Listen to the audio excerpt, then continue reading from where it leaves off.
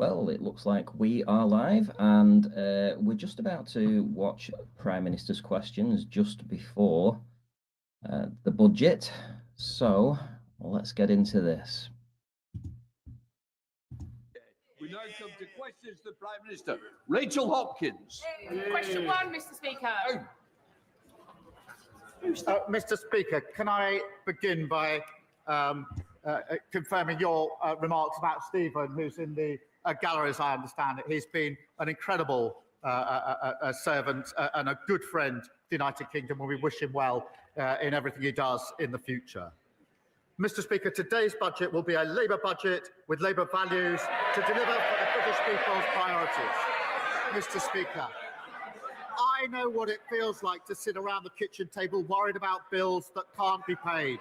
That's why this budget is for families that I know today are equally worried about the cost of living. That's why we're rolling out free breakfast clubs, free childcare and free school meals. And today we'll be going further to deliver the change we're elected to bring about. Cutting NHS waiting lists, cutting the national debt and cutting the cost of living.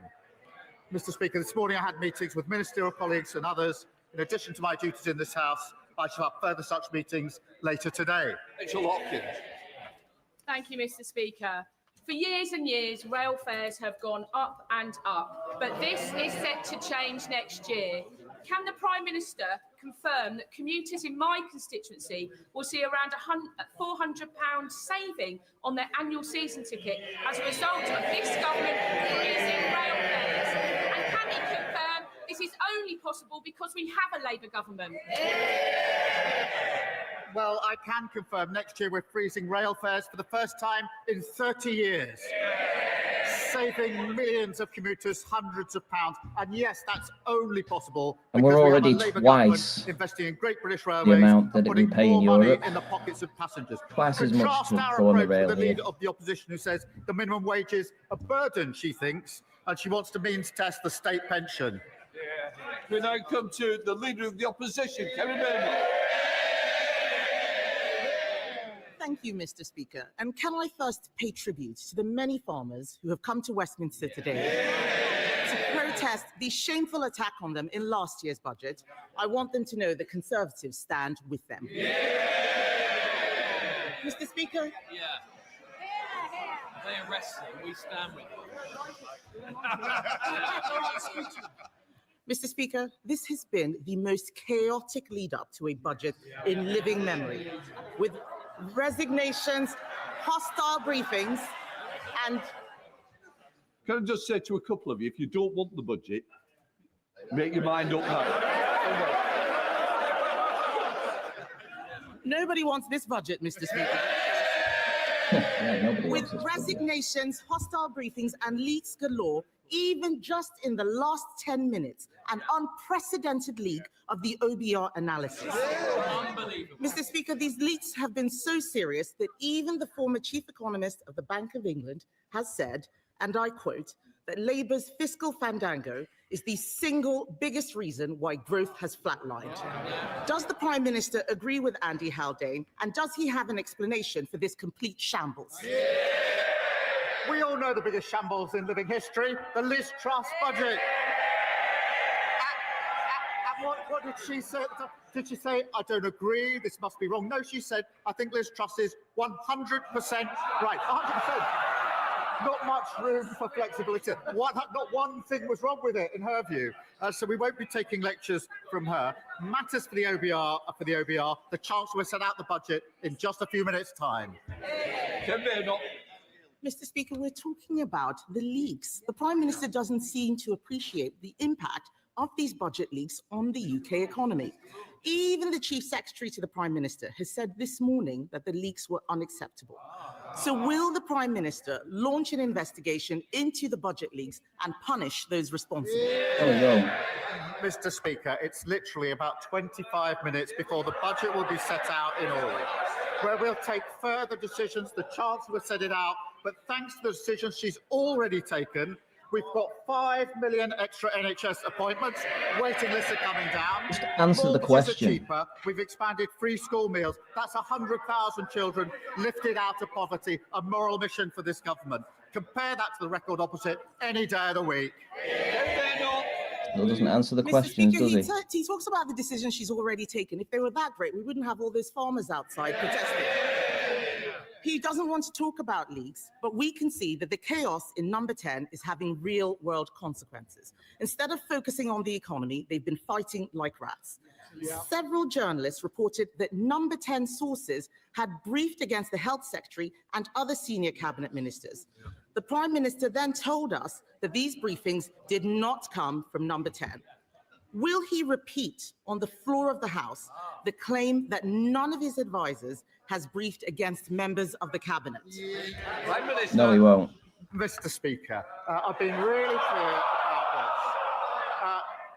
this. No one in number 10 has briefed against cabinet ministers. And the health secretary is doing a fantastic job. He stood before the electorate just before the last election. He said we'd deliver 2 million extra appointments for the NHS in the first year of a Labour government. There he is. What did he do? Not 2, not 3, not 4, but 5 million extra appointments for the NHS. They don't understand this language, Mr. Speaker, because they left everything absolutely broken. Just won't answer Mr. a question, Speaker, will the he? Prime Minister expects us to believe him. No one does. We all know that he did not have a serious leak inquiry. What he did, Mr. Speaker, was he asked Morgan McSweeney to investigate Morgan McSweeney, and then Morgan McSweeney discovered that Morgan McSweeney was innocent. All of this calls into question the Prime Minister's judgment.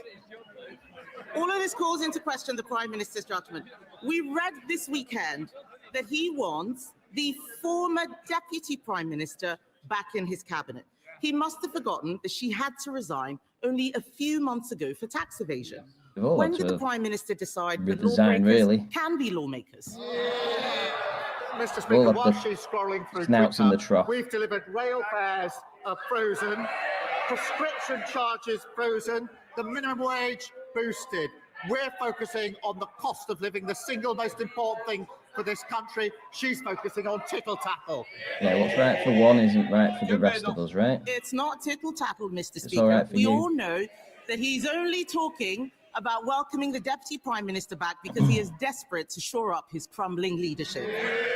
But if he were to welcome her back, will he set a condition that she must pay back the £40,000 of property taxes she avoided, the same property taxes they're very happy to put on everyone else, and will she also return her £17,000 of severance pay?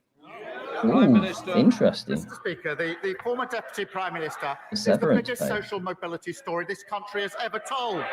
She started from humble beginnings and fought her way to the very top. I'm very proud of what she's achieved in politics. I'm very proud of everything she's done for this Labour government.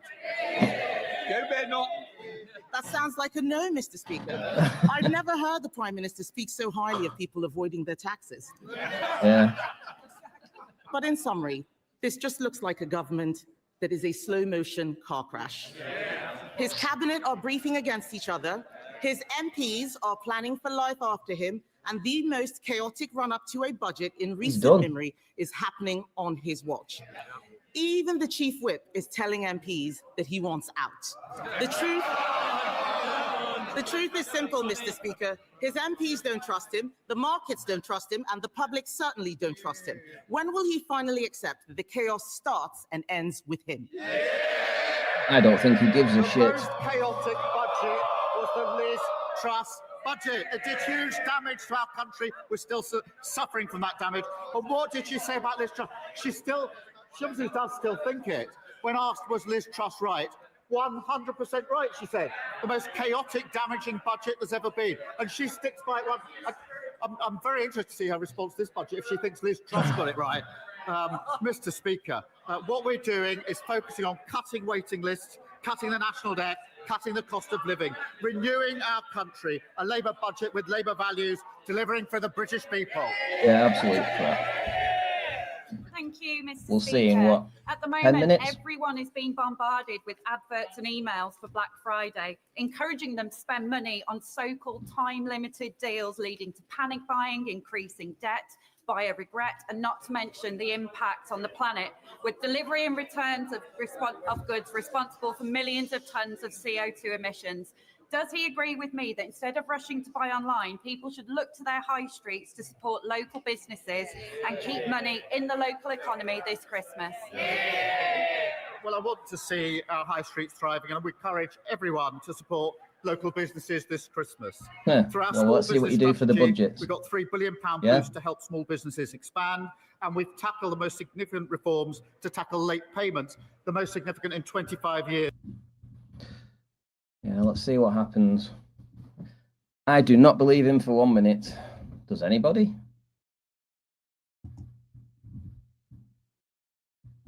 To remember the scale of suffering and the scale of the loss of life, which is made clear in the testimonies of the families in the report. And to remember the incredible contribution of frontline workers and everyone who focused on protecting others. Mr. Speaker, we're committed to learning the lessons needed from the COVID inquiry to protect and prepare us for the future. And the pandemic does still weigh heavily on our public finances and our NHS. That's why we've already conducted a pandemic exercise to test preparedness and agreed a historic global pandemic agreement to improve our ability to prevent global disease threats alongside our partners. Madam Dance. Mr. Speaker, I hope the Prime Minister will agree with me that the defence industry in Somerset is a key engine for growth, jobs and innovation. Leonardo and Yeovil is making a fantastic progress with the Proteus uncrewed helicopter, but the future of that project, thousands of jobs at the site in Yeovil, and the 320 million Leonardo contribute to local GDP is dependent on the new medium helicopter contract. Will the Prime Minister reassure my constituents that he supports the industry in Yeovil, and will his government finally get round to awarding this long overdue contract? Well, can I pay tribute to those in Somerset and his constituency in the defence sector, which is hugely important to our country and our security. I can confirm we're continuing with the establishment procurement process for the new medium helicopter programme to deliver modern equipment for our armed forces. That's part of the biggest sustained boost to our defence since the Cold War, and I'm determined to see a defence dividend of investment in British jobs and apprentices, including in his constituency. Mr. Speaker, that builds on the £8 billion Typhoon deal that we've secured, the £4 billion maritime deal with Indonesia, and the £10 billion frigate deal with Norway.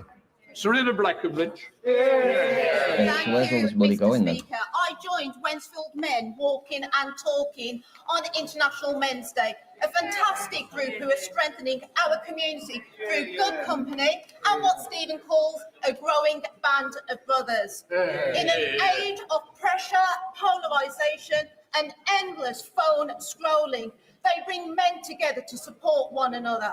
Will the Prime Minister join me in congratulating all involved and explain how the first ever men's health strategy will back similar grassroots initiatives?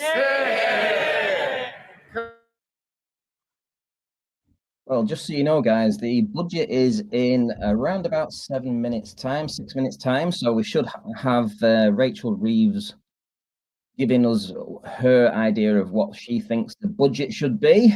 And of course, we're going to all have to follow that, obviously. And my question is going to be, how is that going to affect me financially? How is that going to affect other people in the country financially when they've got to find at least £30 billion again? I mean, they literally went after us for tax last year. And you know, I mean, the idea was that they were going to come in and not raise taxes. And what did they do? They basically put national insurance up for businesses, and many of the businesses in the UK had to lay people off because they couldn't afford to keep hiring. I have a friend, and he worked for a company, employed around about 30 people, erecting canopies and tents all over the UK. And basically, they had, as I say, about 30 people. And when they put the national insurance up, they had to let most of them go. They only kept a skeleton crew on. And what they did then is they employed people from the job centre, etc., or agency work to come in and, you know, work in that industry. Half of them didn't know what to do or how to erect these tents and canopies. And obviously, the people that they let go, they lost their jobs. And this is a thing that's happened throughout the whole country because of their increase in national insurance in the last budget. So I don't think they realised just how bad that budget was for small businesses. And he's talking about bringing business back, but people are leaving. People have had enough. There are millionaires leaving this country in record numbers. They are leaving because they do not want to be here because of the tax that the government is putting on both them and their businesses. And I don't blame them. They should be leaving. Give me the policy of what Donald Trump does: less taxes, get people working, encourage people to go work. So the budget should be in 3 or 4 minutes' time, hopefully, and we'll hear what Rachel Reeves has to say then.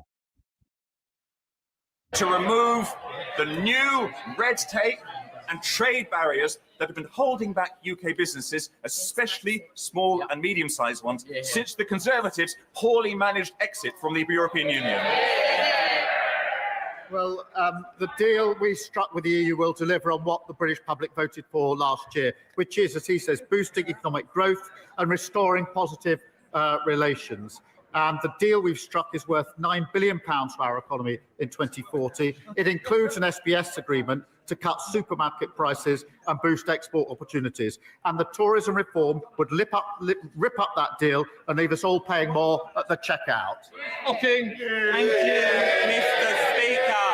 When it comes to economic growth, this Labour government is all talk and no action. So maybe I can help the Prime Minister.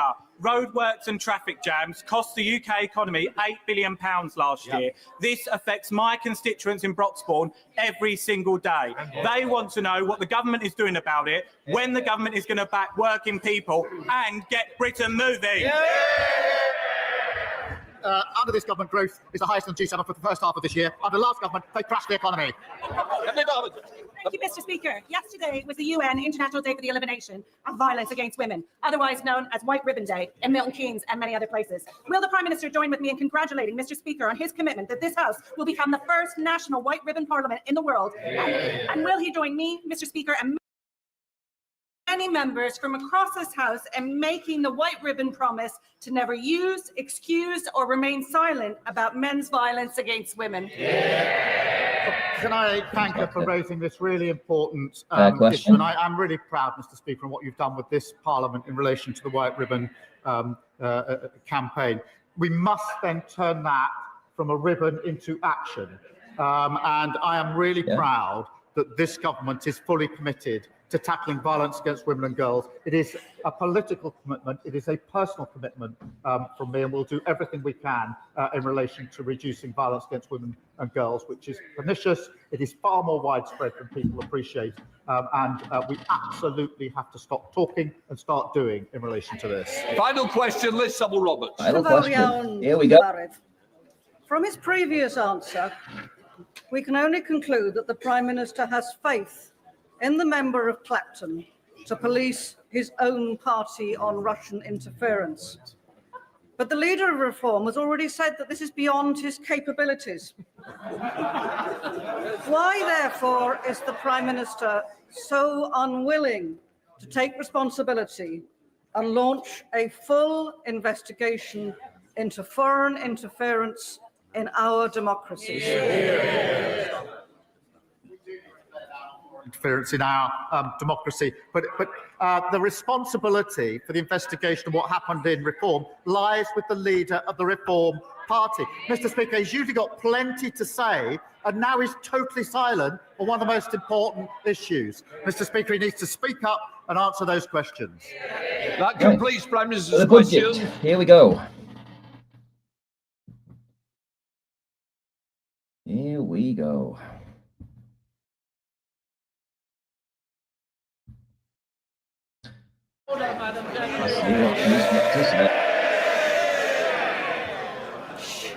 Point of order, Melstride. Thank you, Madam Deputy Speaker. On a point of order, Madam Deputy Speaker, this morning we have seen an unprecedented leak of the OBR's Economic and Fiscal Outlook report before the budget. This report contains market-sensitive information. It is utterly outrageous that this has happened, and this leak may indeed constitute a criminal act. In Prime Minister's questions, the Leader of the Opposition asked the Prime Minister about this leak, but he refused to answer her question. So, Madam Deputy Speaker, please can you advise this House what steps are at its disposal to force a leak inquiry into this matter? And would it be possible to ask the Table Office to distribute copies of the report given to the House, given that everybody outside of this House has already had the opportunity to read it? Order! This is not a point of order for the Chair. The Chancellor is about to make her budget statement, and I expect members and their constituents wish to hear from the Chancellor directly. However, before I call the Chancellor to speak, I nonetheless wish to make a short statement. For a number of weeks, and yet again yesterday, there have been extensive briefings to the media on the government's fiscal policy and public finances. This disappointing trend in relation to budget briefings has been growing for a number of years under successive governments, but appears to have reached an unprecedented high. Weeks ago, we saw the Chancellor delivering a speech in Downing Street, setting the scene for the budget, as well as specific policy announcements being briefed out to the media in advance of today's financial statement. And I don't need any help. Oof. And just a moment ago, it seems the OBR analysis has also appeared online. This all falls short of standards that the House expects. The premature disclosure of the contents of the budget has always been regarded as a supreme discourtesy So it has been to leaked. this House Yeah. and to all the democratically elected members, not to mention to Mr. Speaker and to myself, the Chairman of Ways and Means. Already The been government's leaked. own ministerial code cannot be clearer, as set out in paragraph 9.1. When Parliament is in session, the most important announcements of government policy should be made in the first instance to Parliament. Mr. Speaker has always upheld the rights of this House and its members to be treated with respect and to be the first to hear major government policy announcements on behalf of their constituents. As Chairman of Ways and Means, I have responsibility to oversee the House's consideration of the budget statement and the ensuing resolutions, which are described in Erskine May, paragraph 36-33, as the most important business of Ways and Means in this House. I want honourable members on all sides of the House to have adequate opportunity to hold the Chancellor to account, rather than hear and read about new policies on a daily basis in the media. And like many, I also expected better. Before I call the Chancellor of the Exchequer, I remind honourable members that copies of the budget resolutions will be available to them from the Vote Office in members' lobby at the end of the Chancellor's statement and online. Shh.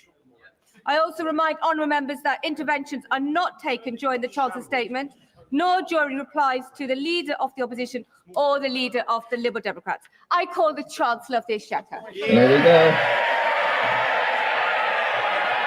Let's see what she's got inquiries this time.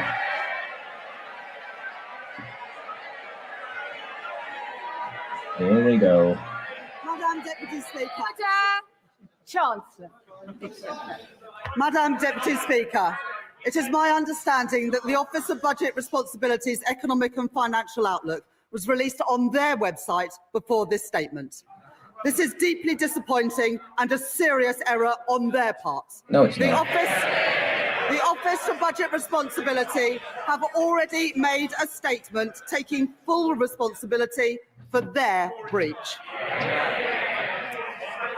Madam Deputy Speaker, we are rebuilding our economy.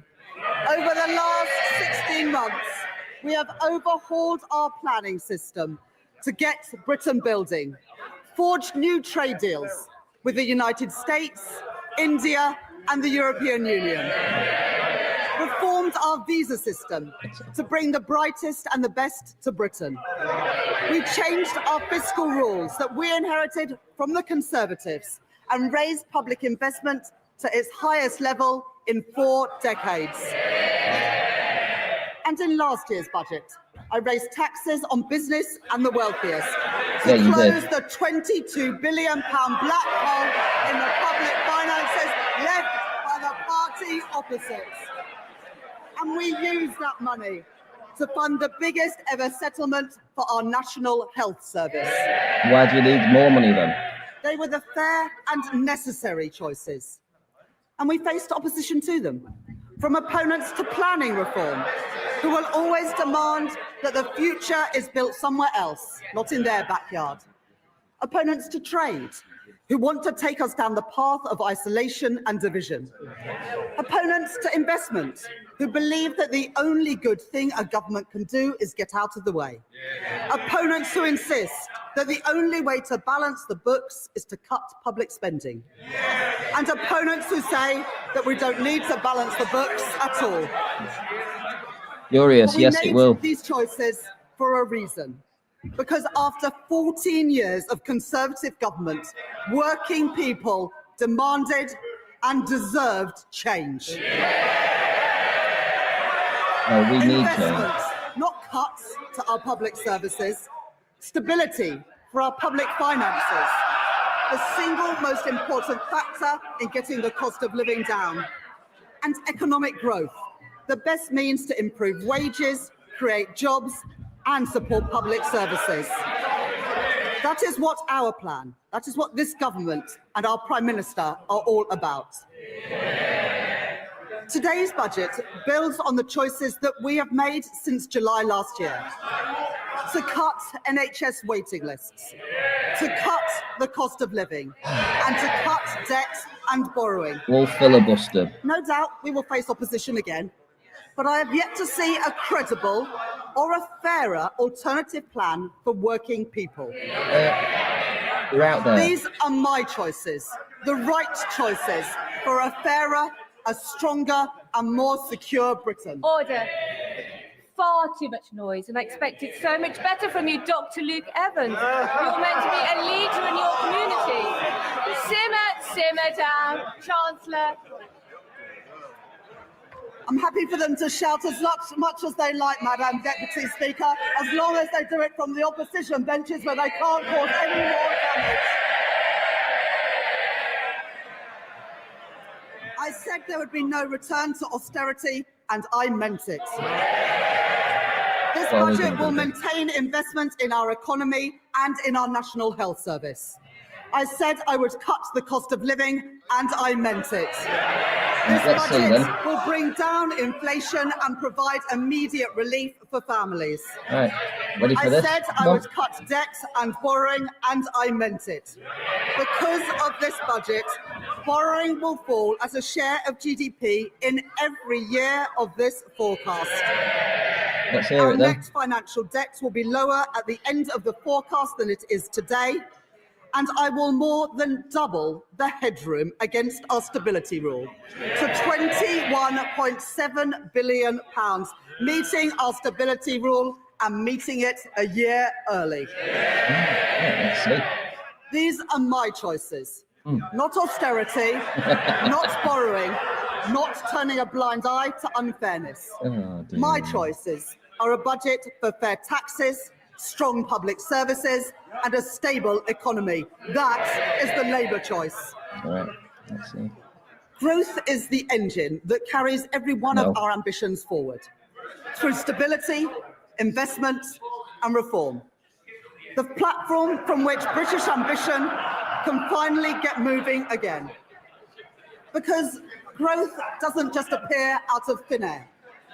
It is built patiently and stubbornly by people who take risks, by founders who bet their savings on an idea, by firms breaking into new markets, developing new technologies and creating new jobs and new opportunities, by the men and the women who work hard every day in all parts of our country.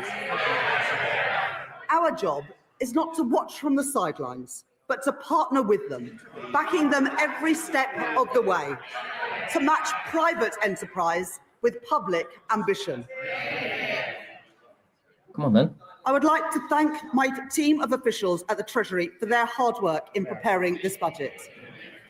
In the spring, the Office for Budget Responsibility forecast that our economy would grow by 1% this year.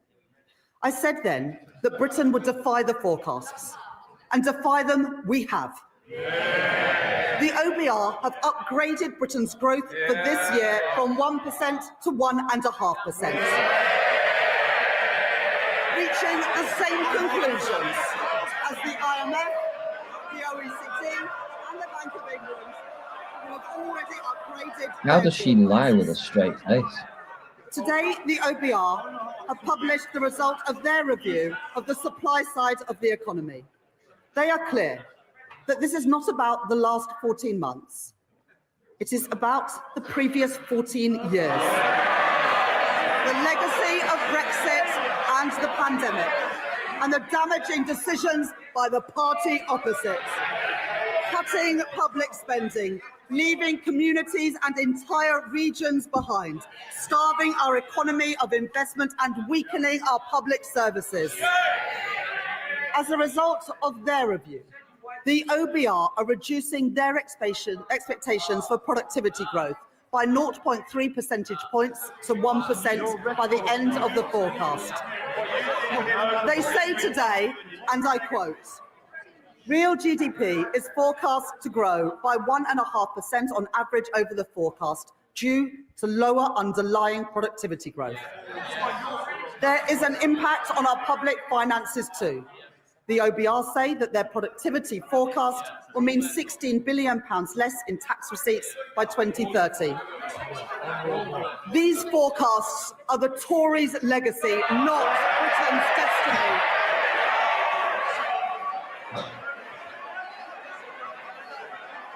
She hasn't got a clue. Order. It is very hard to hear the Chancellor over all the shouting. And Mr. Holmes, you promised me yesterday you were going to be on top behaviour in the first few minutes. Chancellor.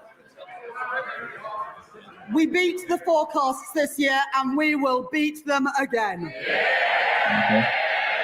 By boosting trade, not blocking it. By increasing investment, not cutting it. By championing innovation, not stifling it. By backing working people, not making them poorer.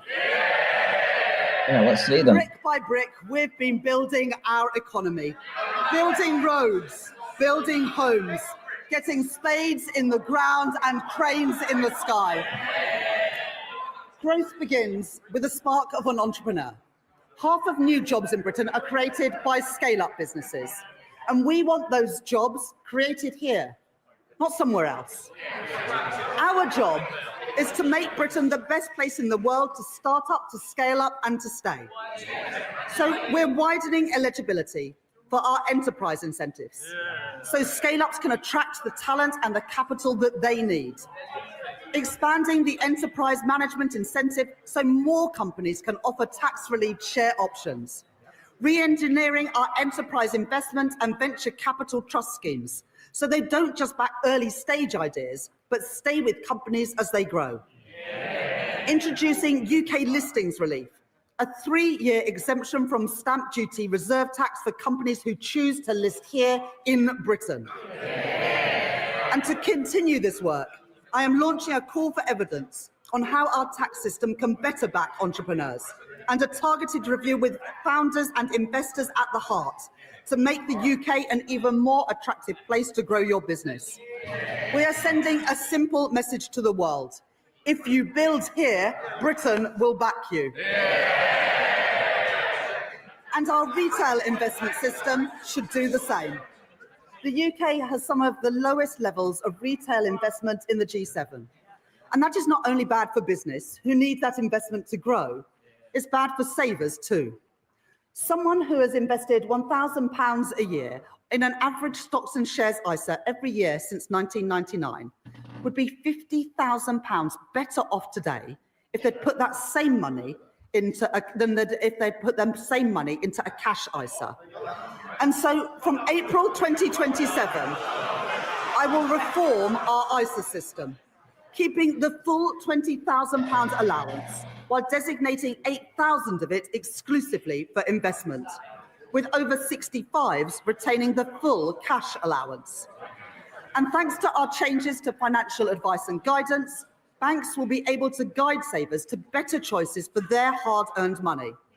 Over 50% of the ISA market, including Hargreaves Lansdown, HSBC, Lloyds, Vanguard and Barclays, have signed up to launch new online hubs to help people invest here in Britain. At this budget, consistent with the commitments in our corporate tax roadmap, I will retain our competitive corporation tax rate, the lowest in the G7, and retain our generous full expensing offer for business investments. I will also introduce a new 40% first-year allowance so that businesses can write off more of the cost of their investment up front, while reducing main rate writing down allowances in line with fiscal constraints. Private investment is the lifeblood of economic growth, but growth needs public investment too. When faced with challenges, previous chancellors have chosen to decrease, delay, or cancel capital spending. But low investment is the cause of our productivity problem, not the solution. So my choice is not cuts, not stagnation, but to maintain the additional £120 billion of investment that I provided at the spending review. In transport to link our towns and our cities, energy infrastructure to power our businesses, and housing so people can live near good jobs, paying decent wages and growing businesses. That is the Labour choice. I'm grateful to the Financial Secretary to the Treasury for his work in driving our growth agenda forward. As we allocate investment for the infrastructure that is the backbone of economic growth across our country, today I will commit investment for the Lower Thames Crossing. And we're continuing to drive investment in city-region transport, in the Midlands Rail Hub and the Transpennine route upgrade, along with our commitments to the Northern Growth Corridor, including Northern Powerhouse Rail. It is this Labour government that has overhauled our planning system, and I will today provide further funding to increase planning capacity through a new skills offer, as called for by the British Chamber of Commerce and the Confederation of British Industry. It is this Labour government that has invested in nuclear power, in Sizewell C and in Culham. We are taking forward our commitment to slash electricity prices for thousands of manufacturing businesses, as Make UK and many others have called for. And today I'm pleased to welcome John Finkelton's report, an ambitious plan to cut the red tape that has tied our nuclear industry in knots for decades. And within 3 months, we will set out our plan for delivering his recommendations. Within 3 We months. are proud of our industrial heritage, and we are determined to build the industry of the future so that we buy, make and sell more here in Britain. That's why, as we increase defence spending, we are investing in Portsmouth, in Barrow and in Plymouth. And I'm pleased to be supporting Team Derby, an initiative to drive growth in one of our defence industry hubs. It's why we stepped in to save British Steel in Scunthorpe and invested in Sheffield Forge Masters. And it's why we've changed government procurement so we can buy British when it is crucial to our national security. For steel, for shipbuilding, and today for AI, driving innovation and building that great industry here in Britain. But it's not just what we invest that matters, it's how we invest. Putting money and power back in the hands of local and regional leaders. Today, we are devolving £13 billion of flexible funding for 7 mayors to invest in skills, business support and infrastructure. I'm extending the business rates retention pilots in the West of England, Liverpool City region and Cornwall until 2029. I'm providing £30 million for the Kernow Industrial Growth Fund for sectors like critical minerals and marine innovation. I am establishing the Lead City Fund, a long-term agreement to retain business rates to fund local regeneration projects like the development of Leeds South Bank, and I am allocating £20 million for the new Peterborough Sports Quarter and £16 million for a science centre in Darlington from the Growth Mission Fund. The benefits of investment the benefits of investment and growth must be built and felt in every part of our United Kingdom. So we are providing an additional £370 million for the Northern Ireland Executive, £505 million for the Welsh Government, and £820 million for the Scottish Government over the spending review period through the Barnett formula. And I am making, sorry, I didn't quite catch that from the SNP. Did they not? Perhaps, Madam Deputy Speaker, they didn't hear. £820 million for the Scottish Government over the spending review period because Anna Sawa asked us to. And I'm making targeted investments in our industrial strategy sectors across the UK. In Northern Ireland, I am providing £17 million to support businesses and strengthen the UK internal market.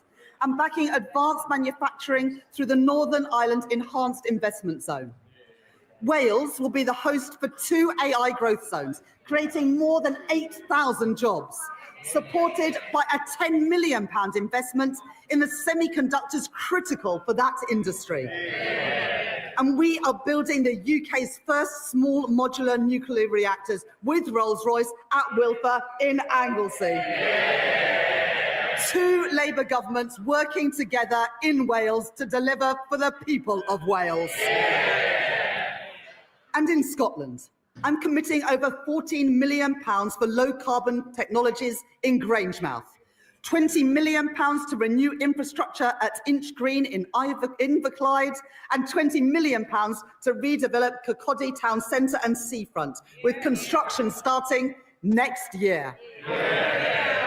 And that's on top of the UK's biggest ever warship export deal with the Norwegian government to build frigates in Glasgow, supporting 4,000 jobs, investment opposed by the SNP, jobs opposed by the SNP, defence opposed by the SNP, but secured by this Labour government.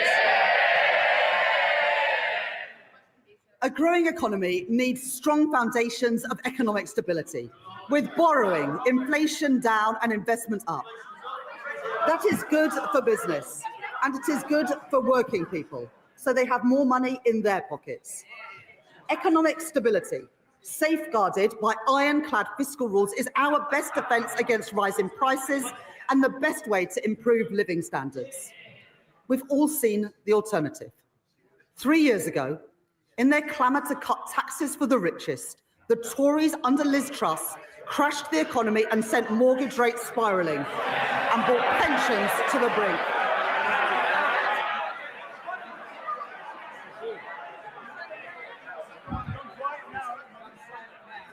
They've been so loud, Madam Deputy Speaker, and yet I can't even hear them now. Now, I know that the leader of the Green Party is a keen hypnotherapist, and he believes that he can achieve remarkable things using only the power of his mind. Unfortunately, the only things getting bigger under his approach would be the deficit and the rate of inflation. And for all the damage that the Conservative cuts did to our schools and our hospitals, they also doubled the national debt. Our net financial debt this year will be £2.6 trillion, 83% of GDP, meaning that today, 1 in every £10 that government spends is on debt interest.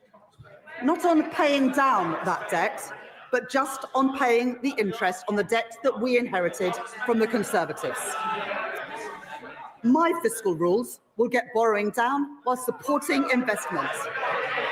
The stability rule, that day-to-day expenditure must be met through tax receipts. And the investment rule, which allows me to increase investment whilst getting debt on a downward path. Those fiscal rules are non-negotiable. I met them at the budget last year, I met them in the spring, and I have met them today. While the current budget balance is in deficit by £28.8 billion in 26-27 and £4.6 billion in 27-28, it moves into a surplus of £3.9 billion in 28-29, £21.7 billion in 29-30, and £24.6 billion in 2030-31. More than doubling our headroom against the stability rule and meeting that rule a year early too. And our net financial debt is 83.3% in 26-27, 83.6% in 27-28, 83.7% in 28-29, falling to 83.0% in 29-30 and 82.2% in 2030-31. Madam Deputy Speaker, I said we would cut the debt, and we are, with debt down by the end of the forecast. And going forwards, to support our commitment to a single fiscal event and further strengthen our economic stability, I will follow the recommendations of the International Monetary Fund by assessing the fiscal rules just once a year at the budget. Despite the challenges we face on productivity, the path of our deficit reduction remains broadly the same as in spring. Public sector net borrowing is due to be £112.1 billion, or 3.5% of GDP in 26-27, 3% in 27-28, 2.6% in 28-29, 1.9% in 29-30, and 1.9% in 2030-31, ending at £67.2 billion. Translating into an increase in the net cash requirement next year of £4.2 billion, taking the total to £133.3 billion. According to the IMF, we are due to reduce borrowing more over the rest of this Parliament than any other G7 economy. The Conservatives crashed the economy, we are protecting it. The Conservatives lost control of debt, we are getting debt down. The Conservatives let inflation and interest rates go through the roof. But, Madam Deputy Speaker, since Labour took office, the Bank of England have cut interest rates 5 times. I've made my choices. Not reckless borrowing, not dangerous cuts, but stability for our economy, security for our public finances, and security for family finances too. Those are the Labour choices. Madam Deputy Speaker, Tory austerity left classrooms crumbling and waiting lists sky high, weakened our productivity and choked our economic growth. And now they propose a further £47 billion of cuts to our public services. Well, that is equivalent to cutting every police officer in our country twice over. And then there is Reform, who promise more than £100 billion of cuts, with no details of where those cuts will come from or who will pay for them. A recipe for devastating damage to our public services. People voted for Labour because they wanted roads that aren't full of potholes. They want police on our streets, and they want an NHS that is there when they need it. And we're delivering that. Waiting lists down by 230,000. And not just the 2 million additional appointments we promised, but an additional 5.2 million appointments already delivered since the general election. I joined the Labour Party almost 30 years ago because I could see that the Conservative government that I grew up under didn't care much about schools like mine. Textbooks were rationed. I know that many of you weren't at schools like mine. There is far too much noise, far too much excitement. People need to calm down a little. Chancellor. Yeah. They don't want to hear what the Tories did to schools like mine, but I will tell them.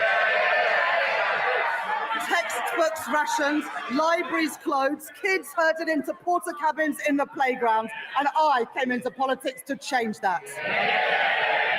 The money that I allocated at the spending review will fix the crumbling classrooms that the Conservatives left behind and build the schools that they promised but never delivered.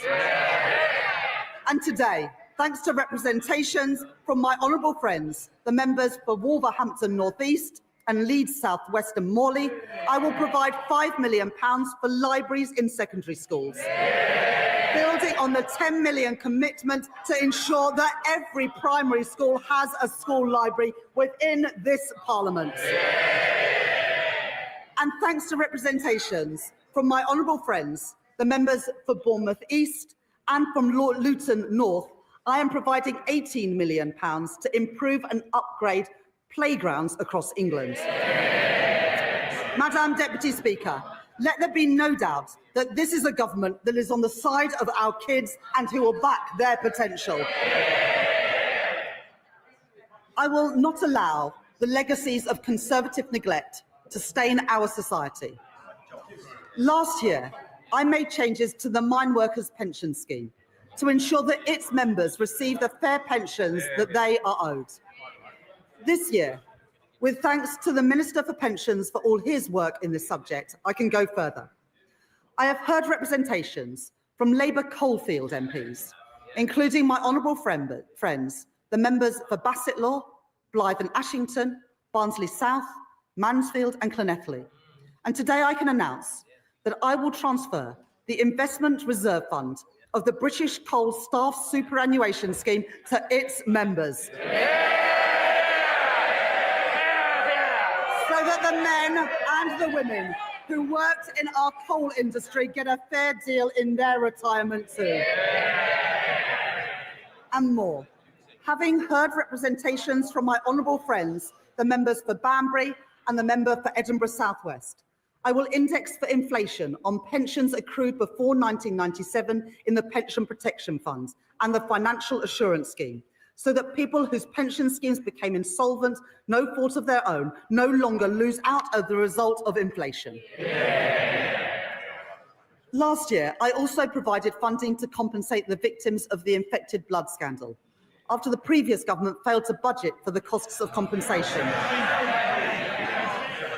This year, I have listened to representations from my honourable friend, the member for Eltham and Chislehurst, and my honourable friend, the member for Edinburgh South West. And I'd like to thank the Minister for Employment for her representations over many years on this subject.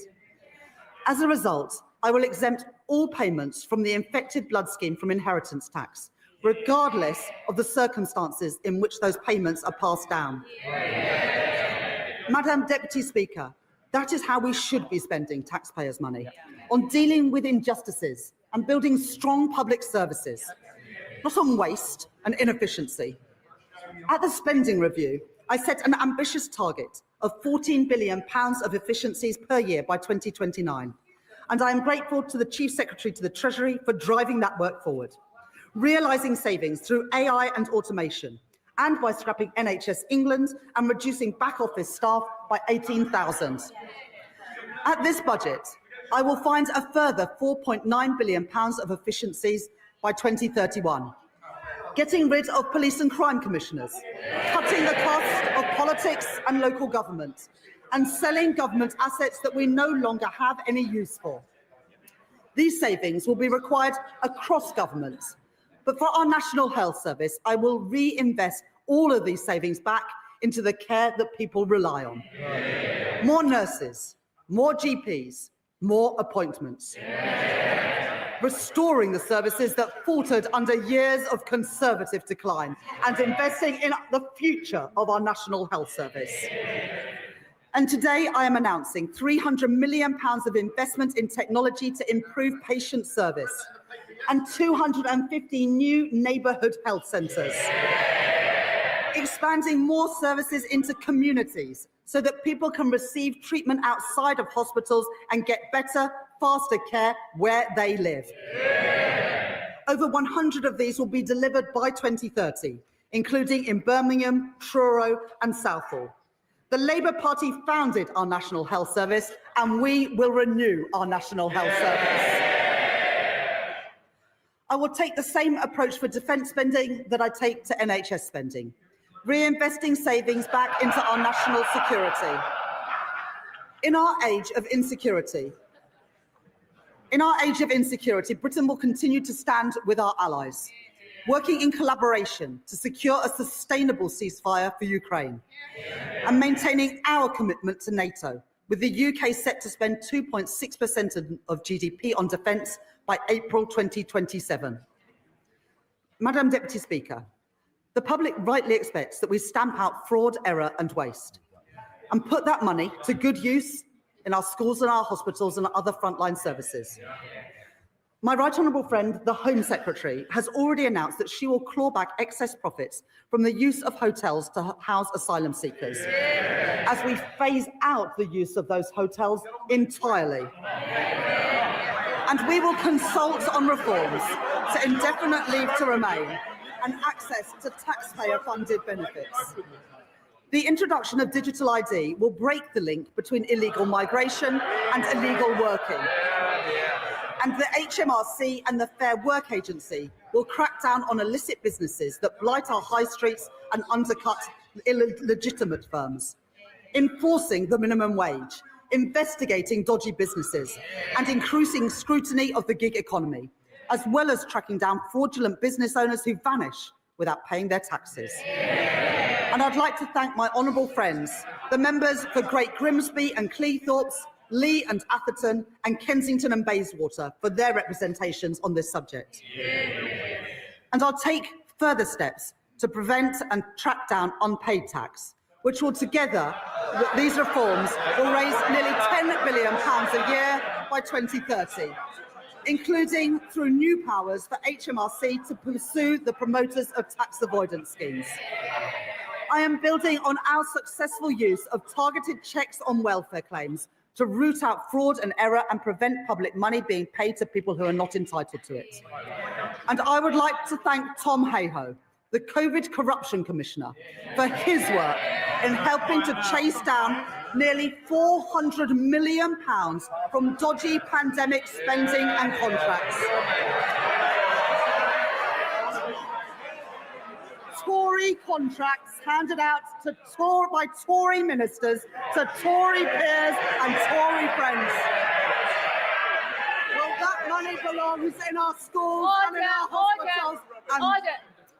It is so noisy now, we can barely hear the Chancellor. Everybody needs to calm down. Chancellor. Well, I wouldn't want any honourable member to miss this. So we are chasing down that money and we've got almost £400 million back from dodgy pandemic spending and contracts. Tory contracts handed out by Tory ministers to Tory peers and Tory donors. Well, that money belongs in our schools and in our hospitals, and we are getting that money back. And finally, Madam Deputy Speaker, we are ramping up sanctions on Russia, and we are freezing known Russian assets. But let me be clear, I don't actually mean the honourable member for Clacton.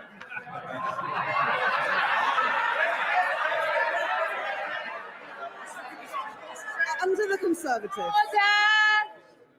Order.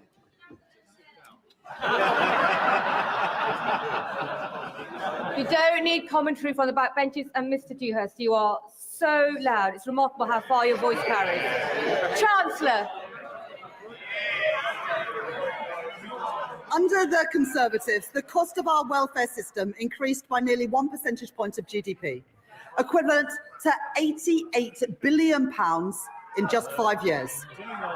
The broken welfare system that we inherited wrote off millions of people as too sick to work, and we will reform that system so that it is a system that does not count the cost of failure, but one that protects people who cannot work and empowers those who can. We have brought back face-to-face assessments for disability benefits. Those are the face-to-face assessments that the Shadow Chancellor got rid of when he was Work and Pension Secretary. And our changes to universal credit will get 15,000 people back into work, a figure confirmed today. The former Health Secretary, Alan Milburn, will review the causes of rising youth inactivity, and we are already taking action. I'm grateful to the Federation of Small Businesses and Small Business Britain for their representations on apprenticeships. And today I am announcing funding to make the training for under 25 apprenticeships completely free for small and medium-sized enterprises.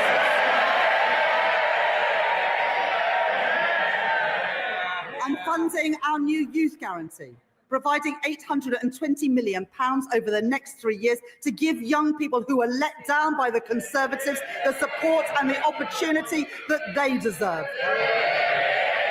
Guaranteeing every young person a place in college, an apprenticeship or personalised job support.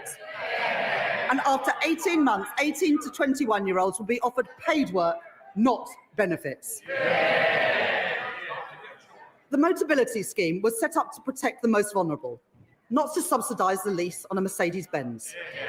And so I am making reforms that will reduce generous taxpayer subsidies, and Motability have confirmed that they will remove luxury vehicles from their scheme, getting the scheme back to its original purpose of offering cost-effective leases to disabled people. And taxpayers' money should not be spent on pensions for people abroad, who only lived here for a couple of years and may never even have paid a penny in tax. The Conservatives allowed thousands of people living abroad to buy their way into the state pension for as little as £3.50 a week, debasing the purpose of our pension system. And so I will abolish access to Class 2 voluntary national insurance contributions for people living abroad, increasing the time that someone has to live or work in Britain to 10 years and increasing the contributions that they must pay.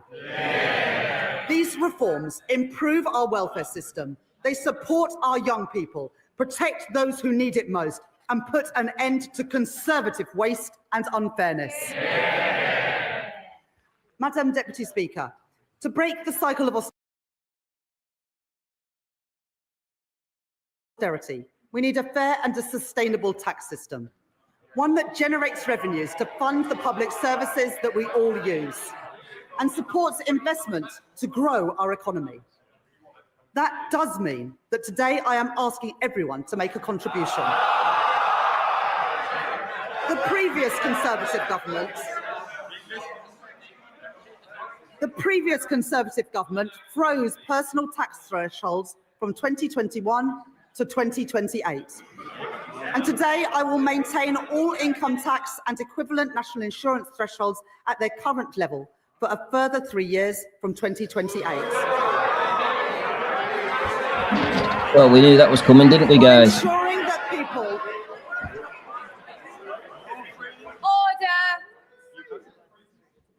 The noise is far too high. Chancellor. The Right Honourable Lady supported these freezes when her party made them. She might want to forget about it, but the British people never will. At the same time, we are ensuring that people only in receipt of the basic or new state pension do not have to pay small amounts of tax through simple assessment from April 2027. I will also keep the Plan 2 student loan repayments threshold at its 2026-27 level for 3 years. Madam Deputy Speaker, I know that maintaining these thresholds is a decision that will affect working people. I said that last year, and I won't pretend otherwise now.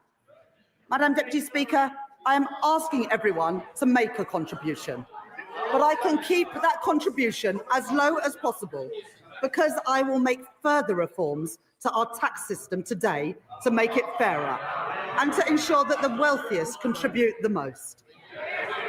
The Conservatives knew that our tax system didn't work. Time and time again, they ducked the necessary reforms, leaving a system unfit for a changing economy, with unfairness that they refused to address.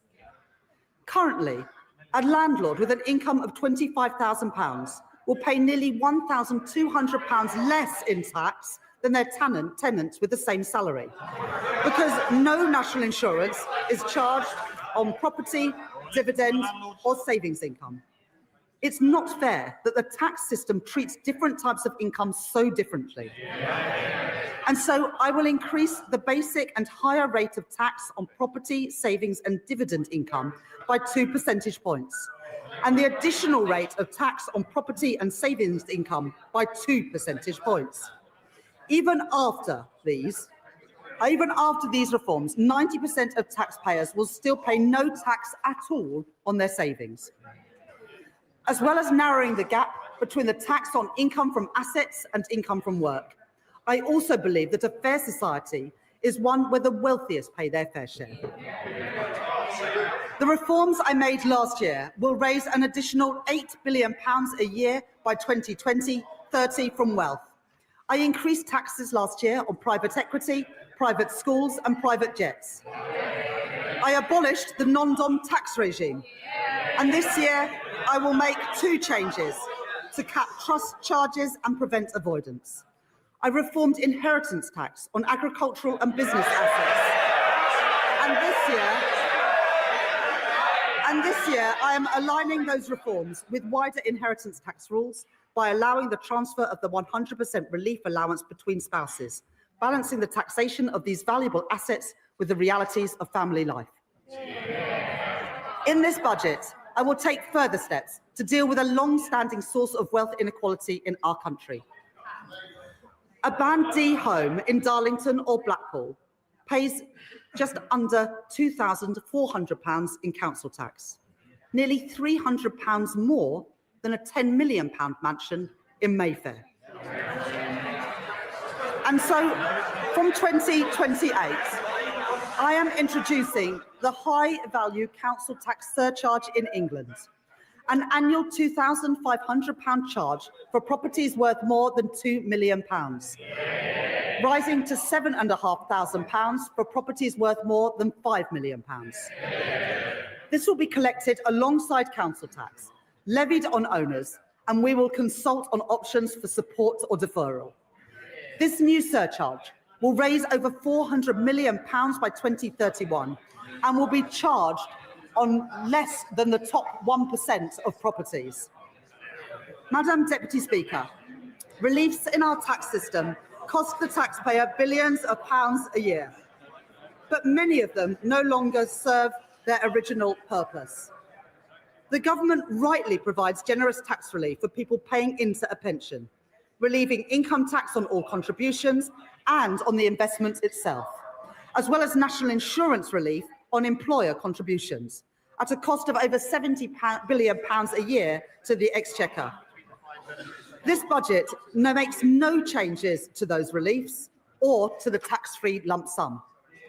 But salary sacrifice for pensions, which was intended to be a small part of our pension system, is forecast to almost treble in cost to other taxpayers from £2.8 billion in 2017 to £8 billion by 2030, with the greatest benefit going to the highest earners, or to those in the financial services sector putting their bonuses into pensions tax-free, while those on the minimum wage or those whose employers don't offer salary sacrifice don't benefit at all. That is not sustainable for our public finances, putting pressure on the tax that everyone else pays. And so I am introducing a £2,000 cap on salary sacrifice into a pension, with contributions above that taxed in the same way as other employee pension contributions. That is a pragmatic step so that people, especially on low and middle incomes, can continue to use salary sacrifice for their pension without paying any more in tax than they do now, and to give individuals and employers time to adjust to these new arrangements. These changes will come into effect in 2029. The coalition government introduced 100% relief from capital gains tax on business sales made to employee ownership trusts, creating a route for gains to go completely untaxed when businesses are sold. I will reduce that relief to 50%, retaining a strong incentive for employee-owned companies. And as we work towards doubling the size of the cooperative economy, the Department for Business and Trade will launch a call for evidence on how we can better support co-ops to grow. Because of the changes that I have made to capital gains tax this year and last year, receipts are forecast to increase from £14 billion this year to £30 billion by 2030. To support our high streets, I am announcing a package of regulatory changes as called for by UK Hospitality and the British Retail Consortium. And I will support the Great British Pub through our new national licensing framework, encouraging councils to back our pubs and to back late-night venues with greater freedoms. For business rates, I will introduce permanently lower tax rates for over 750,000 retail, hospitality and leisure properties, the lowest rates since 1991, paid for through higher rates on properties worth more than £500,000, like the warehouses used by online giants. Alongside this, I will introduce a package of support worth over £4.3 billion over the next 3 years for a property of any size seeing a large increase in their bill.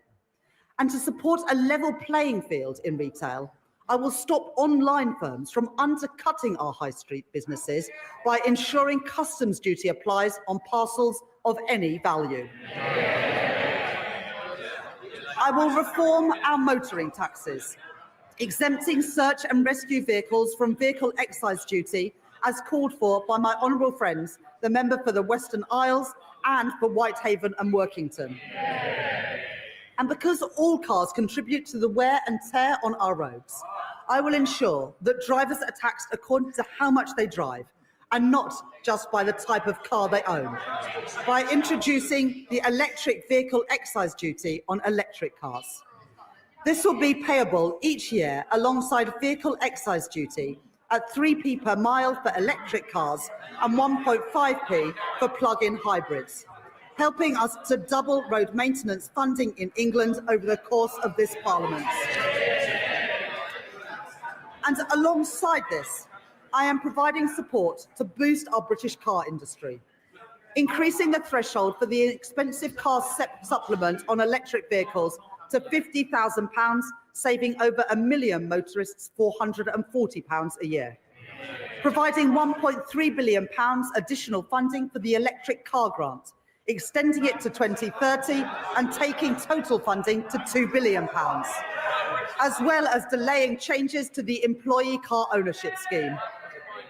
In addition, we're investing a further £200 million to accelerate the rollout of EV charging, as well as 100% business rates relief for EV charge points for the next decade, with thanks to my honourable friend, the member for Camborne and Redruth, for his representations on this policy. And I will improve competition in our taxi industry by ending ride-hailing companies' use of a discount scheme intended for coach tours, as called for by Steve McNamara, the General Secretary of the Licensed Taxi Drivers Association, legislating to restrict access so that everyone pays fairly and protecting £700 million of tax revenue each year.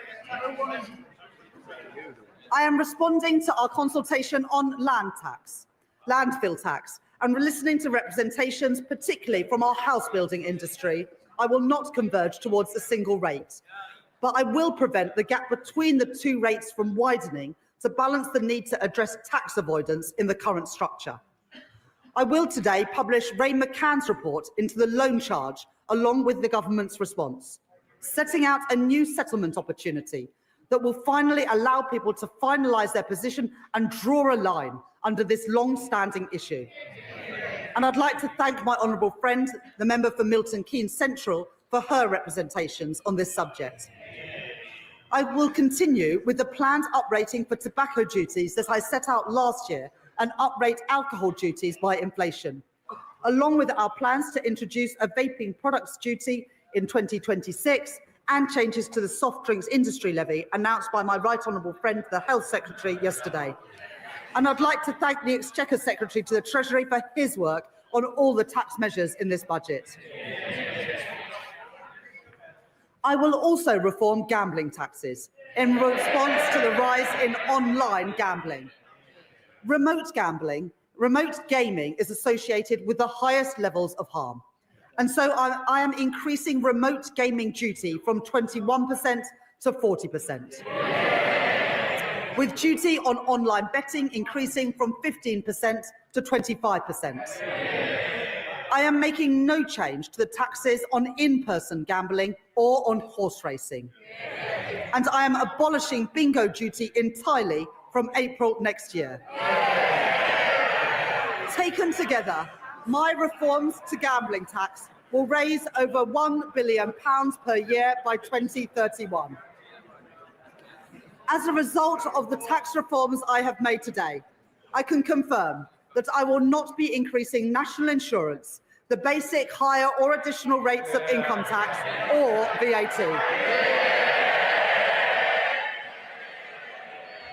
And I have kept everyone's contribution as low as possible through reforms to make our tax system stronger, closing loopholes, ensuring that the wealthiest pay their share, and building a tax system that is fairer for the future as our economy changes.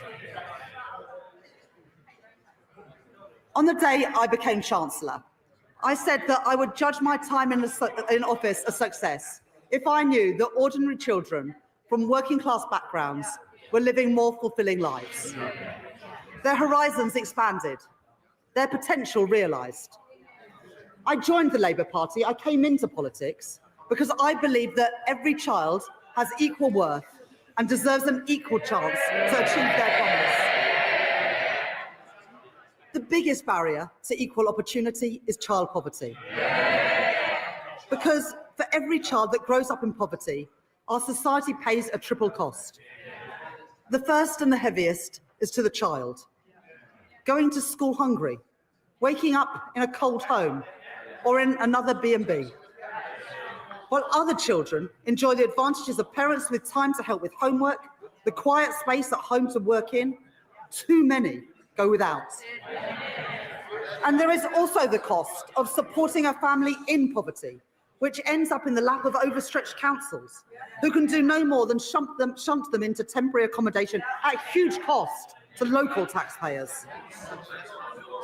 Then there is the future cost to our economy and to our society, of wasted talent and a welfare system that bears the cost of failure for decades to come. Young people with so much to contribute, but whose potential is suffocated early by limited life chances and missed opportunities, struggling to make their way in a society that did not look out for them.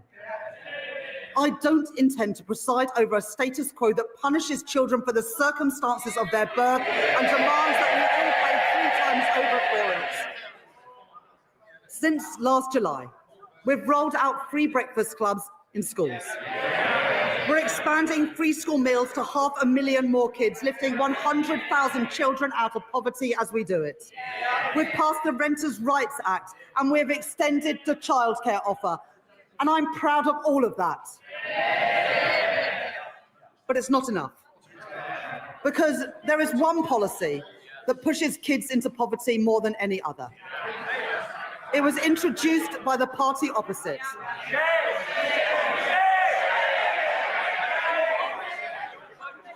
They said it would save money and that it would bring about behavioural change, disincentivising poorer families from having more children. Well, even on its own terms, it failed. The welfare bill has continued to rise, and there's been no difference in the size of families.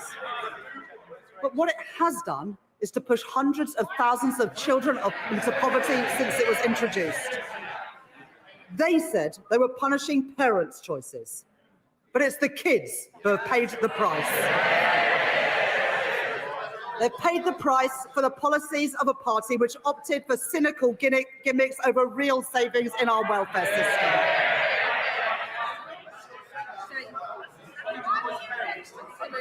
I understand that many families are finding times hard and that many kids have had to make difficult choices when it comes to having kids. And there are many reasons why people choose to have children and then find themselves in difficult times. The death of a partner, separation, ill health, a lost job. I don't believe that children should have to bear the brunt of that. And neither can I, in good conscience, leave in place the vile policy known as the rape clause, requiring women to prove if their child has been conceived non-consensually to receive support. I'm proud to be Britain's first female Chancellor of the Exchequer. I take the responsibilities that come with that seriously. I will not tolerate the grotesque indignity of women of the rape clause any longer. It is dehumanising, it is cruel, and I will remove it from the statute book. And so because I am tackling fraud and error in our welfare system, because I am cracking down on tax avoidance, because I am reforming gambling taxation, I can announce today, fully costed and fully funded, the removal of the 2-child limit in full from April.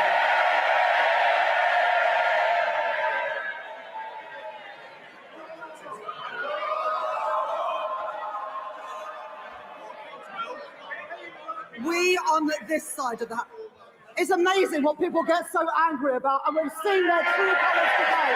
The thing they get angry about is lifting children out of poverty. Order. Our constituents will want to hear the Chancellor. I think our constituents have heard all they need to from the party opposites today. We on this side of the House do not believe that the solution to a broken welfare system is to punish the most vulnerable. We are lifting 450,000 children out of poverty with the end of the 2-child limit. And, Madam Deputy Speaker, combined with other actions we are taking, this Labour government is achieving the biggest reduction in child poverty over a parliament since records began. That is the difference that this Labour government is making. Madam Deputy Speaker, I know how worried families are about the cost of everything. Worried that their money won't stretch to the end of the month. Worried that price... I think if you've got a house that's worth £5 million a year, you can probably afford it. But you get more exercise about reducing child poverty than you do about the richest paying more. Under this government, wages have risen by more since we were elected than in 10 years under the last government, with lower interest rates already saving families £1,200 a year off a typical new mortgage, compared to that to when Liz Truss was Prime Minister. But I know that people still face pressure on their budgets day to day and week to week. And where there is more to do, where we can provide relief, we are doing it. Extending the bus fare cap, cracking down on rip-off price hikes, freezing prescription charges, and freezing rail fares for the first time in 30 years. I am increasing the basic and new state pension by 4.8%, an increase of £440 per year for the basic state pension, and an increase of £575 per year for the new state pension, in line with our commitment to the triple lock. At the election, we promised a genuine living wage, and we are delivering it. At the budget last year, I increased the national minimum wage and the national living wage, and I am doing the same this year too. Accepting the recommendations of the Low Pay Commission in full, and increasing the minimum wage for 18 to 20-year-olds from £10 to £10.85 an hour, and increasing the living wage from £12.21 to £12.71 an hour. Under current plans, the temporary 5p cut to fuel duty that was introduced during the pandemic will come to an end in April, and fuel duty will be uprated in line with inflation. But I know that the cost of travelling to and from work is still too expensive. And so I am extending the 5p cut until September 2026. And because I know that changes in wholesale prices are not always passed on to motorists, I am bringing in new rules to mandate petrol forecourts to share real-time price rises through a new fuel finder, empowering drivers to find the cheapest fuel, calling out rip-offs and strengthening competition, saving the average household £40 a year. Madam Deputy Speaker, One of the greatest drivers of the rising cost of living is the cost of energy prices. The cause of high energy bills must be tackled at source, and so we are investing in energy security, in nuclear and renewable energy, and in insulation through our Warm Homes Plan. But that's not enough when people are struggling with energy bills today. The Conservatives' Eco Scheme was presented as a plan to tackle fuel poverty. It costs households £1.7 billion a year on their bills. And for 97% of families in fuel poverty, the scheme, get this, has cost them more than it's saved. It is a failed scheme, and so I am scrapping it, along with taking other legacy costs off bills. And as a result, I can tell you today that for every family, we are keeping our promise to get energy bills down and cut the cost of living. With £150 cut from the average household bill from April next year. Money off bills and in the pockets of working people, that is my choice. Not to neglect Britain's energy security like the Tories did, not to leave working families to bear the brunt of high prices like the Tories did, but to get energy costs down now and in the future. That is the Labour choice. And Madam Deputy Speaker, one more thing. Because of our action on bills and on prices, as a direct result of this budget, the Office for Budget Responsibility confirmed today that inflation is coming down faster and will be a full 0.4 percentage points lower next year. That's the benefit of a Labour government cutting the cost of living. Madam Deputy Speaker, this Labour government is changing our country. In the face of challenges on our productivity, I will grow our economy through stability, investment and reform. I've met my fiscal rules and built our economic resilience for the future. I have asked everyone to contribute, yes, for the security of our country and the brightness of its future. But I have kept that contribution as low as possible by reforming our tax system, making it fairer and stronger for the future. I have protected our NHS, maintaining public investment and driving efficiency in government spending. I've taken action on our broken welfare system, rooting out waste and lifting children out of poverty. And I have cut the cost of living with money off bills and prices frozen, all while keeping every single one of our manifesto commitments. Those are my choices. Order. Mr. Rankin, Miss Morton, your voice carries right across the chamber. Right across the chamber. Try and take a breath every so often. Chancellor. Those are my choices. Not austerity, not reckless borrowing, but cutting the debt, cutting waiting lists, and cutting the cost of living. Those are Labour choices, promised and delivered by this budget, promised and delivered by this Labour government. And Madam Deputy Speaker, I commend this statement to the House.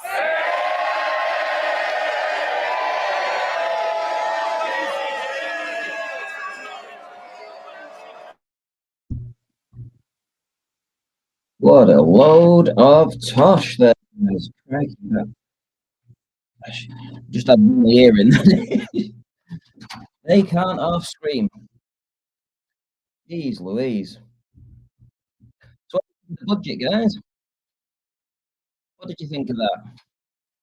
Tax thresholds stay the same, whereas last year she said that if she implemented that, then it would be affecting the working class. So she kept it this year. So yes, it is costing money to the workers of the UK. She literally lied about that. EV charges. If you've got an electric vehicle, you know, maybe you were promised it will be cheaper to run an electric car.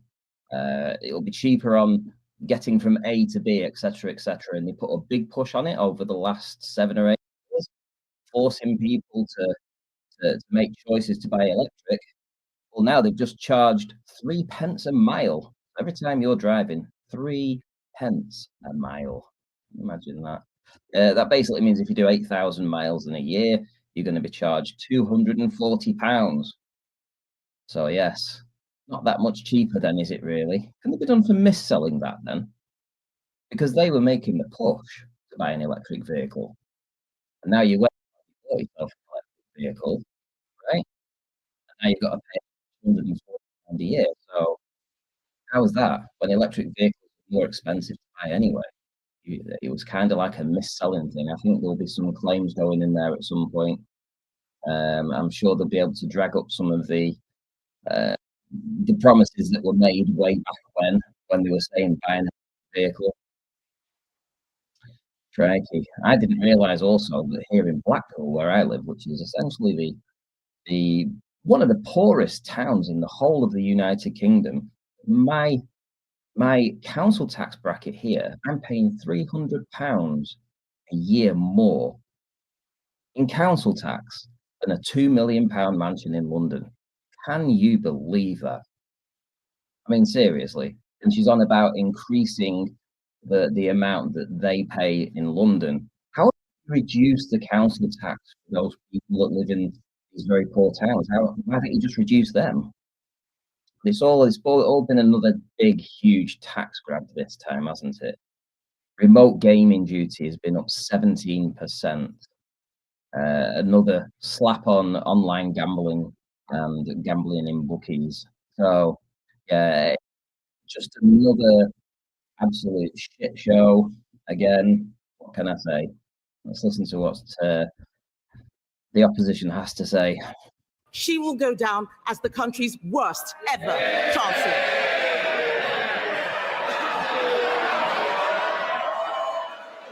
Today,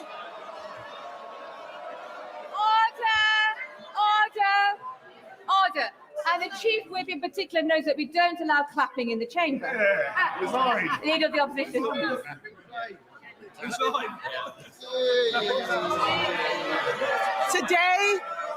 Today she has announced a new tax rate of £26 billion.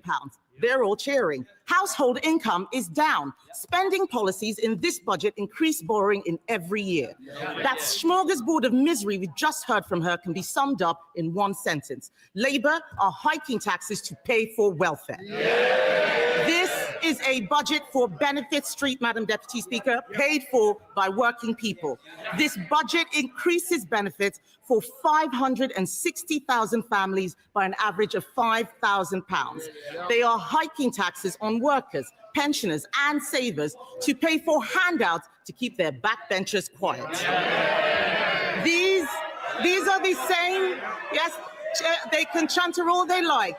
These are the same backbenchers, Madam Deputy Speaker, who cheered last year when she taxed jobs and left more than 100,000 people without an income. They cheered because they didn't understand the consequences of what they were doing, and they still don't. Madam Deputy Speaker, it's not been an easy time for the Chancellor. No one liked seeing her sitting on those benches as it dawned on her that her own backbenchers were going to do to her political career what she's done to our economy. But she could have chosen today to bring down welfare spending and get more people into work. Instead, she has chosen to put up tax after tax after tax, taxes on workers, taxes on savers, taxes on pensioners, taxes on investors, taxes on homes, holidays, cars, I think even milkshakes, taxes on anyone doing the right thing. She and this government have lost what little credibility they had left, and no one will ever trust her again. What's amazing, Madam Deputy Speaker, is that she has the nerve to come to this House and claim this is all someone else's fault. A laundry list of excuses. Yeah. Yes. Madam Deputy Speaker, they blame the Conservatives as if we've been sneaking into the Treasury under the cover of darkness to give pay rises to the unions. She inherited an economy with inflation at 2% and record high employment. She has tanked it in just over a year. Endless excuses. She blames Brexit. She blames Donald Trump. She needs to blame herself. And I've got some news for her. The Chancellor didn't seem to understand what the OBR was saying. Inflation is up, not down, and that inflation was stoked by her tax and spend decisions. The economic fiscal outlook says that they expect inflation to stay higher for longer. Everybody else has read it. She still hasn't read the OBR analysis. She blames higher than expected borrowing costs. Where does she think they came from? Those borrowing costs are driven by her lack of grip. She is paying more, you're saying us, she's paying more to borrow than Greece. She is paying more to borrow than at any point under the 14 years of Conservative government. Perhaps if Labour MPs read a book sometimes, they would know something. That includes an energy crisis, Madam Deputy Speaker. Under us, we had an energy crisis sparked by a war in Ukraine and a global pandemic. What is her excuse? What is her excuse? She is taking the public for fools, but they are under no illusions whose fault this is. The fact is, the bad choices she is making today, choices to break promises, choices to put up taxes, choices to spend more of other people's money, are because of the bad choices she made at the last disastrous budget. If you want growth, you need to start with knowing what kind of country you want to be and make a plan to get there. Create certainty for the people and businesses who will drive growth. There is no growth and no plan because Labour focused on settling scores and scratching the itches they had in opposition. She promised stability, she delivered chaos. Just look at the circus around this budget. First the leaks, then more leaks to try to undo the damage. Calling panicky press conferences, U-turning on her U-turns, rolling the pitch one day only to plow through it the next. She had the cheek to talk about stability, Madam Deputy Speaker. She has become the first Chancellor in history to release the whole budget ahead of time. This is extraordinary. It tells you everything you need to know about her grip on the Treasury. She's making the UK a shambolic laughingstock to international investors, and if she doesn't resign for breaking her promises, she should sure as hell go for this.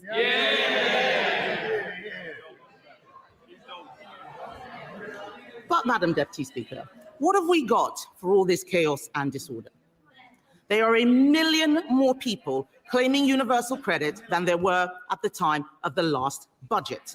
Government spending, up. Welfare spending, up. Universal credit claimants, up. Unemployment, up. Debt interest, up. Inflation, up. And what about the things that you want to go up? What about the things you want to go up? Growth, down. Investment, down. Business confidence, down. The credibility of the Chancellor, and not just down, through the floor. These figures are shocking. Does she really think that anyone will be confused by the sleight of her hand that she had in her speech? Her speech today was an exercise in self-delusion. Today, she had an opportunity to apologize and show some humility. Instead, we've been fed puff pieces in the Times and the FT showing a woman wallowing in self-pity, whining about mansplaining and misogyny. Madam Deputy Speaker, let me explain to the Chancellor, woman... Order. Colleagues need to simmer down, most definitely, and just breathe a little and allow the legal opposition to be heard. Legal opposition. All we've had is wallowing in self-pity and whining about misogyny and mansplaining. So, Madam Deputy Speaker, let me explain to the Chancellor, woman to woman. People out there aren't complaining because she's female. They're complaining because she is utterly incompetent. Real equality means being held to the same standard as everyone else. It means being judged on results. Take her bright idea, the Office for Value for Money. It's been closed down because it didn't save a penny. In fact, it cost the taxpayer £1.6 million. You couldn't make this stuff up. Madam Deputy Speaker, I've identified a way to save taxpayers huge amounts of money by sacking just one person, the woman sitting opposite.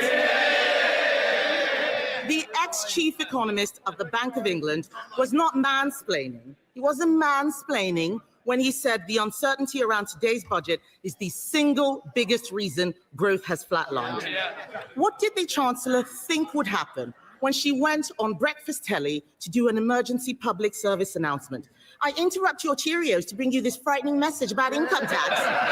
And then, unbelievably, she changed her mind 3 days later. No wonder people are in despair. She says she wants people to respect her. Order. Conservative colleagues are drowning out the leader of the opposition speech. So just be mindful, nobody will be able to hear her at home. Wow, Kempy is brutal. Madam Deputy Speaker, she says she wants people to respect her. Respect is earned. She apparently told Labour MPs this week,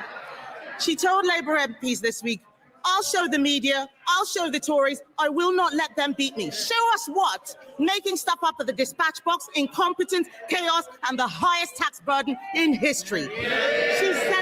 She said to them, Madam Deputy Speaker, I'll be there on Wednesday, I'll be there next year, and I'll be back the year after that. God help us. She is spineless, shameless, and completely aimless. Talk to any business. Talk to someone looking for a job. Unemployment is up every single month since Labour have been in office. They don't want to hear it, but it's true. They're shouting and complaining they cannot create jobs. It is the worst year for graduate recruitment on record. Are they proud of this? Companies like Merck and Ineos slashing investment plans. Order. If you're on the front bench, I can obviously see you, Mr. Kyle.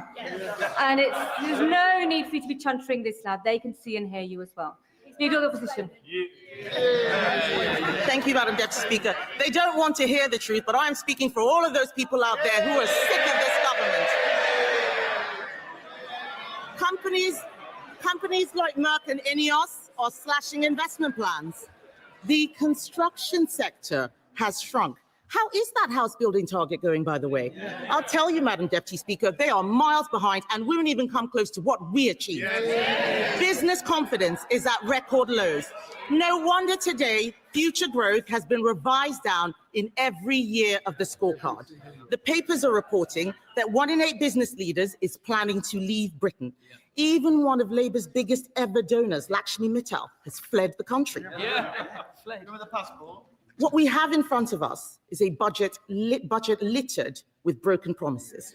She stood on a manifesto which promised better returns for UK savers. Today, she's putting up taxes on savings, on salary sacrifice even. She promised to give pensioners the security and retirement they deserve. Today, she slapped higher taxes on people saving for their pensions. She promised to make Britain the best place in the world to invest and do business. Today, she has raised the dividend tax rates. She and the Prime Minister had already broken their promise to freeze council tax, but today she's decided to go even further, introducing a new property tax clobbering family homes that will only raise small amounts. This is Labour's Britain. This is Labour's Britain. People who work hard, Madam Deputy Speaker, people who work hard and save hard to buy their homes get taxed more, while those who don't work, who in some cases refuse to work, get their accommodation paid for by taxpayers. And then to top it all off, because taxing your home, your car, your savings and your pension wasn't enough, she has, by her own admission, broken her manifesto promise on income tax. Because in the last budget, she said, and I quote, I am keeping every single promise on tax that I made in our manifesto, so there will be no extension of the freeze in income tax thresholds. She said in that budget that extending the threshold freeze would hurt working people and take money out of their payslips. But today, she has done exactly that. Why should anyone believe anything she's promised in this budget? And so where is the money going? Small changes to rail fares and prescriptions, these are distractions while she steals your wallet. The real story here, Madam Deputy Speaker, the real story is that Labour have lost control of welfare spending. Not only will working people have their tax thresholds frozen while benefits go up in line with inflation, not only have Labour abandoned reforms that would have saved the taxpayer £5 billion after pressure from these backbenchers, today they have added another £3 billion to the bill by scrapping the two-child benefit cap. We introduced that cap, Madam Deputy Speaker, because it means people on benefits have to make the same decisions about having children as everyone else. Even Labour voters know that it strikes the right balance between supporting people who are struggling and protecting taxpayers who are struggling themselves. Just this summer, the Chancellor admitted that lifting the two-child benefit cap was not affordable. But that was before the Prime Minister accidentally fired the starting gun on the race to replace him. So now he and the Chancellor are buying the votes of their own MPs with taxpayers' money. If she wants to reduce child poverty, she should stop taxing their parents and stop destroying their jobs. She congratulated herself on a new tax on landlords. Let me tell her this. Hiking tax on landlords will only push up rents. It will push landlords out of the market. The people who will suffer are the tenants. And then she talks about taxes on electric vehicles. These changes will hit rural drivers the hardest, but we know that Labour don't care about rural people. All this budget delivers is higher taxes and out-of-control spending. Nobody voted for this. The Chancellor must take responsibility. She chose to impose the jobs tax, driving unemployment higher month after month. She chose to abandon welfare reform, meaning the benefits bill is spiraling. She chose to spend more and more money she didn't have, leaving taxpayers to foot the bill. She is out of money, out of ideas, out of her depth, and she has run out of road. The country simply cannot afford a Chancellor who can't keep her own promises. Her position is untenable, and she knows it. She's talking to the Chancellor. Is he mansplaining to you, by the way? Is he mansplaining? Do you want some help? Would you like some help? What the Prime Minister should do is grow a backbone and sack her. But he won't, because he knows if she goes down, he goes down with her. So we're stuck with them both, Laurel and foolhardy. Does she have any sympathy for the people facing Christmas without a salary because of her jobs tax? For the retailers who are suffering sleepless nights because of their plummeting Christmas sales? People out there are crying. Last year, we had the horrors of the Halloween budget. This year, it's the nightmare before Christmas. And as for her, she's the unwelcome Christmas guest, 10 minutes through the door, and she's eaten all the Quality Street, Madam Deputy Speaker.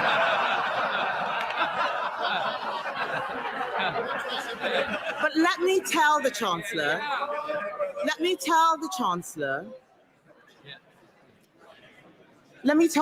something she has forgotten.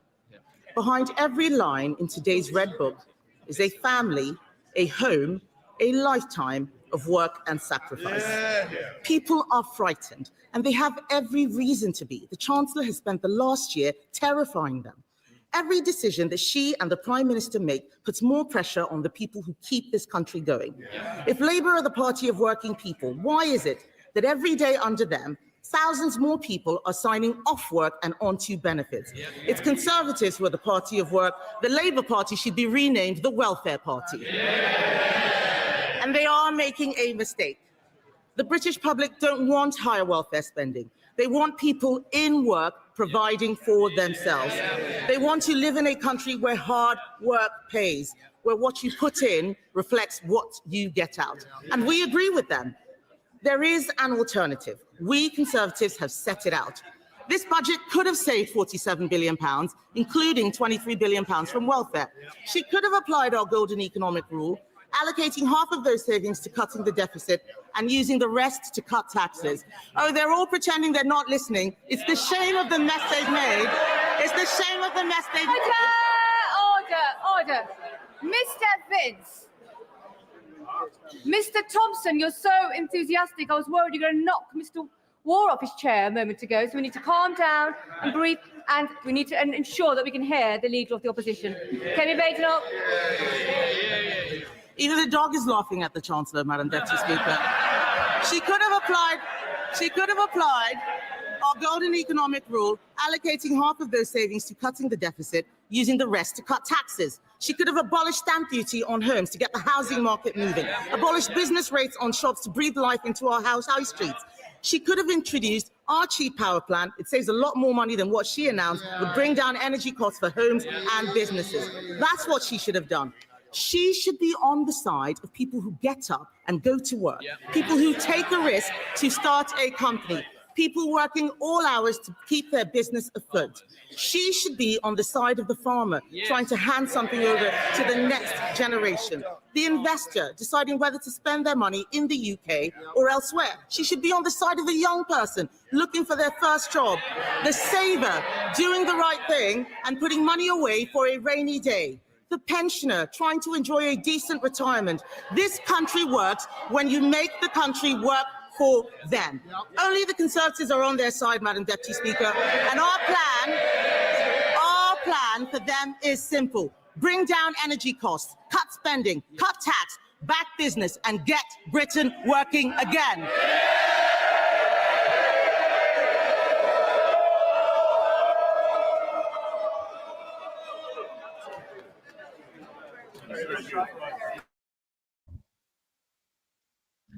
Well, I do like Kemi. I mean, I don't agree that the Conservatives are the party for the next general election, but Kemi is a politician. I would love her to see her in a different party, but there you go. She brings up some great points. She really does, and could do with a few more politicians just like her. I think the best way forward, reduce the energy costs. I read that the energy companies in the past 5 years have made £483 billion in the UK. Can you believe that? £483 billion is how much they have taken in profits from gas and electricity and all kinds of energy. That's a lot of money, especially when the Chancellor was only trying to find £30 billion. Why don't they take some of the money that they make? That would make a big difference, right? Anyhow, it's a kind of a fucked up world, really, isn't it? When you've got companies making that sort of money, and the average working person is making nothing like that. Right, this will do for this. Guys, thank you everyone that stopped by. If you haven't, please like, subscribe, do whatever else you need to do. There'll be more content coming out soon. Obviously, I don't want this party in government anymore, so my content will be structured around that. So I see you soon. Thanks very much, guys. Take care.